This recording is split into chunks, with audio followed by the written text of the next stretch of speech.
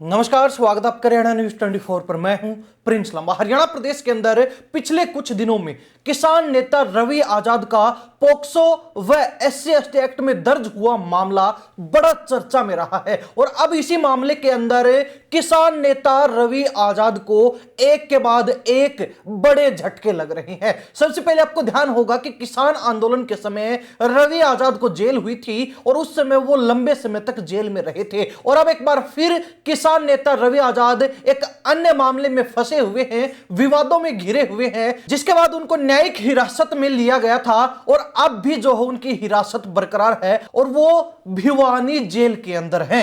अब जो है बड़ी बात यह है कि किसान नेता रवि आजाद को पोक्सो व SC/ST एक्ट के तहत दर्ज इसी मामले में एक और बड़ा झटका लगा है। वो झटका यह है कि भिवानी सेशन कोर्ट ने रवि आजाद की जमानत याचिका को खारिज कर दिया है। यानी कि इस फैसले के बाद अब फास्ट ट्रैक कोर्ट में ट्रायल पूरा होने और फैसला आने तक रवि आजाद का बाहर आना लगभग असंभव माना जा रहा है। पीड़ित पक्ष के अधिवक्ता ने जानकारी देते हुए बताया कि अदालत ने रवि आजाद की जमानत याचिका को पूरी तरह से निरस्त कर दिया है। उन्होंने कहा कि मामला फास्ट ट्रैक कोर्ट में चल रहा है, ऐसे में अब ट्रायल समाप्त होने के बाद सीधे फैसले की स्थिति बनेगी। उल्लेखनीय है कि बीते 12 दिसंबर को बहल क्षेत्र के गांव में नाबालिग व SC वर्ग की लड़की के पिता ने किसान नेता रवि आजाद और उसके अन्य साथियों पर छेड़खानी व अपहरण के प्रयास जैसे गंभीर आरोप लगाते हुए पुलिस में शिकायत दर्ज करवाई थी। शिकायत के बाद 15 दिसंबर को रवि आजाद की ओर से एक पंचायत बुलाई गई थी जिसमें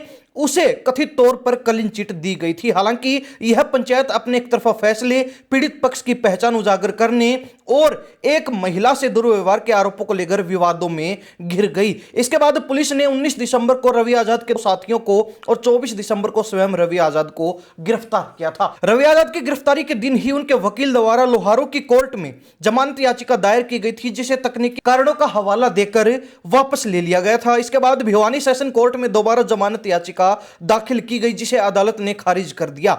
हालांकि इस याचिका के खारिज होने के बाद यह रवि आजाद के लिए दूसरा बड़ा झटका है और अब जो है सबकी निगाहें फास्ट ट्रैक कोर्ट के फैसले पर टिकी हैं, जहां यह तय होगा कि रवि आजाद दोषी सिद्ध होता है या फिर नहीं। लेकिन कहीं ना कहीं किसान नेता रवि आजाद के लिए जो लोग लगातार कोशिश कर रहे थे कि वो दोषी नहीं है और कोई भी मानने को तैयार नहीं था, लेकिन अब फिलहाल इस मामले में पूरी तरीके से शांति बनी हुई है और सब कुछ कोर्ट की कार्रवाई पर डिपेंड कर रहा है कि आगे जो है भविष्य में इस मामले में क्या कुछ फैसला निकल कर आता है, क्या कुछ जो है तथ्य रखे जाते हैं जिनके आधार पर कौन दोषी है कौन नहीं, ये सिद्ध हो पाएगा। इन्हीं सब बातों के साथ में प्रिंस लांबा, हरियाणा न्यूज 24। नमस्कार, जय हिंद।